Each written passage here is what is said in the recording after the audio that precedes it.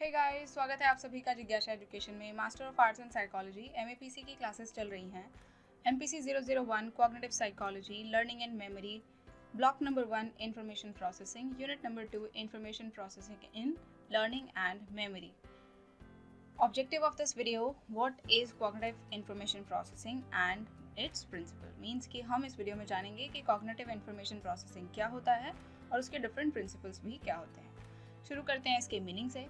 तो information processing is the change of information in any manner detectable by an observer.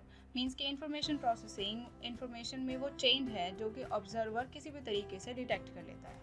Within the field of cognitive psychology, information processing is an approach to the goal of understanding human thinking.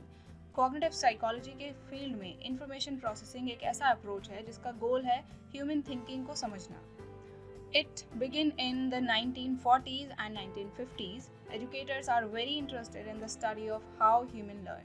ये 1940s और 1950 में शुरू हुआ था और educators जो थे वो बहुत ज़्यादा इंटरेस्टेड हैं एक्चुअली ये जानने में कि ह्यूमन बीइंग जो है वो कैसे सीखते हैं। This is because how one learn, acquire new information and retain previous information guide selection of long term learning objectives and methods of effective instruction.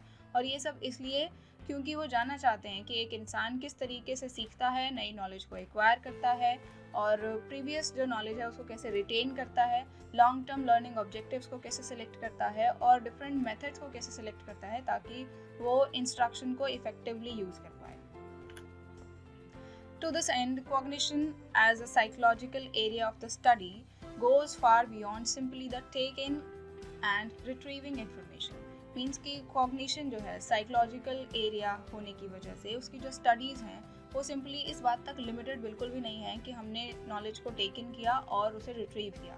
It is a broad field dedicated to the study of mind holistically. Actually ये बहुत बड़ा field है जिसमें कि हम ये जानते हैं, इस बात का अध्ययन करते हैं कि माइंड जो है वो क्या है, कैसे प्रोसेस करता है, कैसे उसमें मेमोराइज होती हैं चीज़ें, कैसे इंडिकेशंस होते हैं। Neezer's 1967, one of the most influential researcher in cognition, defined it as the study of how people encode, structure, store, retrieve, use or otherwise learn language, learn knowledge.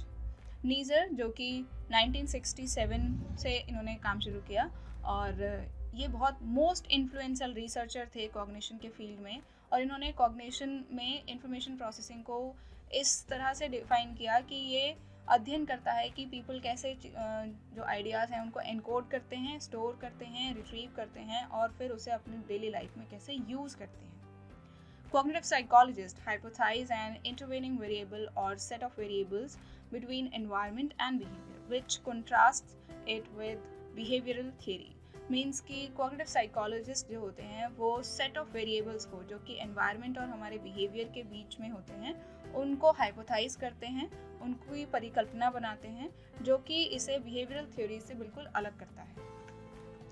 अब बात करते हैं principle of the information processing की। Even though there are widely varying views within cognitive psychology, there is general agreement among most cognitive psychologist on some basic principles of the information processing system. Means कि हालांकि हमारे पास जो cognitive psychologist हैं उनके जो views हैं वो बहुत ही वेरी हैं, मतलब अलग अलग हैं, वो बिल्कुल अलग सोचते हैं इसके बारे में, but still there is some general agreement among the most cognitive psychologist on some basic principles. Means कि वो मानते हैं कि कॉग्निटिव साइकोलॉजी में जो कुछ इंफॉर्मेशन प्रोसेसिंग सिस्टम है उसमें कुछ बेसिक प्रिंसिपल्स होते हैं जो सभी मानते हैं। Even though there are widely varying views within cognitive psychology, there is general agreement among the most cognitive psychologists on some basic principles of the information processing system. हालांकि जो cognitive psychologist हैं उनके different views हैं information processing को लेकर, but फिर भी उनमें कुछ basic principles को लेकर एक general agreement है। वो ये मानते हैं कि information processing system में कुछ basic principles होते हैं। One is the first is the assumption of a limited capacity of mental system. पहला जो assumption है वो ये है कि वो लोग ये मानते हैं कि जो हमारा माइंड है, हमारा जो मेंटल सिस्टम है उसका एक लिमिटेड कैपेसिटी होता है। This means that the amount of information that can be processed by the system is constrained in some very important ways. Means कि जो अमाउंट ऑफ इंफॉर्मेशन है जिसे हम प्रोसेस कर सकते हैं अपने सिस्टम में, वो बहुत ही इंपॉर्टेंट तरीके से कंस्ट्रेंड है. Bottleneck and restrictions in the flow and processing of information occur at very specific points. Means कि जो अड़चने हैं याद करने में और प्रोसेस को इंफॉर्मेशन को प्रोसेस करने में, वो किसी भी स्पेसिफिक पॉइंट पर आ सकती है. Second principle is that a control mechanism is required to oversee the encoding, transformation, processing, storage, retrieval and utilization of information.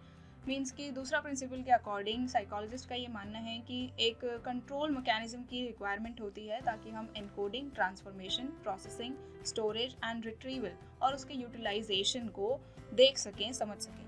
That is not all of the processing capacity of the system is available, क्योंकि processing system की जो capacity है वो सब कुछ के लिए available नहीं है. And executive function that oversees this process will use up some of this capacity. तो इसीलिए जो एग्जीक्यूटिव फंक्शन है वो सम ऑफ दिस कैपेसिटी को यूज़ करता है. When one is learning a new task or is confronted with a new environment, the executive function requires more processing power than when one is doing a routine task or is in a familiar environment. Means कि जब कोई person है वो एक नया task सीख रहा है या किसी नए एनवायरनमेंट में आया है, तो उसका जो एग्जीक्यूटिव फंक्शन है उसे प्रोसेसिंग पावर की ज़्यादा ज़रूरत होती है उसमें, रादर देन कि वो उस एनवायरनमेंट में है जिसे वो पहले से जानता है, तो उसमें उसे इतना ज़्यादा प्रोसेसिंग नहीं करना पड़ेगा. या फिर अगर वो कोई रूटीन वर्क कर रहा है तब भी उसे इतना ज़्यादा माइंड में इंफॉर्मेशन को प्रोसेस नहीं करना पड़ेगा. The third principle is that there is a two-way flow of information as we try to make sense of the world around us. तीसरा प्रिंसिपल कहता है कि two-way flow होता है इंफॉर्मेशन का जब हम अपने आसपास के जो वर्ल्ड है उसको समझने की कोशिश करते हैं. We constantly use information that we gather through the senses and information we have stored in memory in a dynamic processes as we construct meaning about our environment and our relationship to it. Means कि हम अपने senses के through gain की हुई information को और अपनी memory में स्टोर की हुई इंफॉर्मेशन को कॉन्टिन्यूसली इस्तेमाल करते हैं डायनामिक प्रोसेसेस में, ताकि हम जो एनवायरनमेंट है और उसके साथ जो हमारा रिलेशनशिप है उसका मीनिंग कंस्ट्रक्ट कर सकें. The fourth principle generally accepted, the cognitive psychologist, that the human organism has been genetically prepared to process and organize information in specific ways.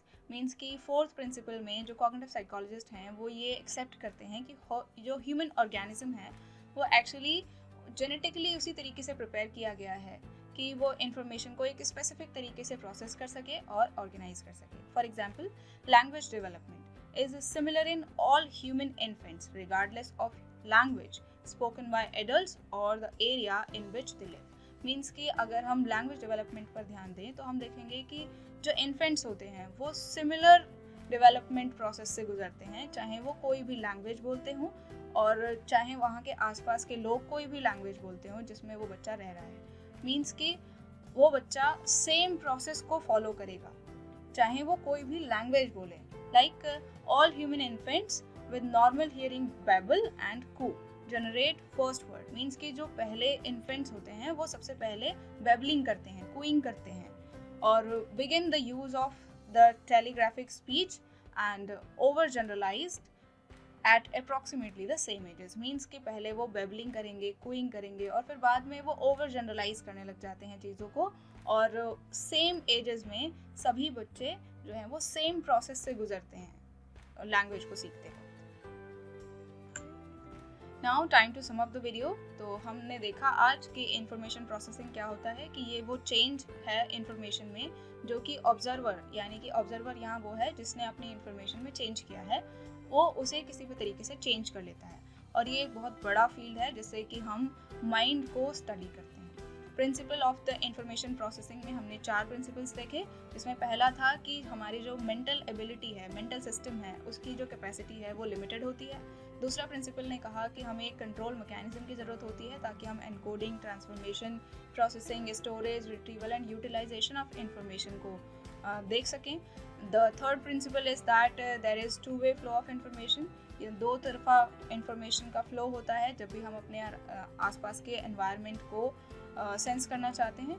The fourth principle is generally accepted that cognitive psychologist is that the human organism has been genetically prepared to process and organize information in specific ways। Means fourth principle में cognitive psychologist ने ये माना है कि human जो organism है वो actually genetically इस तरीके से प्रिपेयर्ड है कि वो एक स्पेसिफिक तरीके से इंफॉर्मेशन को प्रोसेस करता है और ऑर्गेनाइज करता है। आई होप आपको ये बहुत अच्छे तरीके से क्लियर हो गया होगा कि इंफॉर्मेशन प्रोसेसिंग क्या है और प्रिंसिपल ऑफ इंफॉर्मेशन प्रोसेसिंग क्या है। सो नेक्स्ट वीडियो में हम बात करेंगे information processing in learning and memory. Means learning में और मेमोरी में इंफॉर्मेशन प्रोसेसिंग का क्या रोल होता है, हम इस बारे में बात करेंगे। Thanks for watching this complete video. Like the video, share the video and subscribe my channel for the same kind of content and bell icon को press करना बिल्कुल मत भूलिएगा। हमें कमेंट करके बताइए आपको वीडियो हेल्पफुल लग रहा है और अपना ध्यान रखिए। मिलते हैं नेक्स्ट वीडियो में।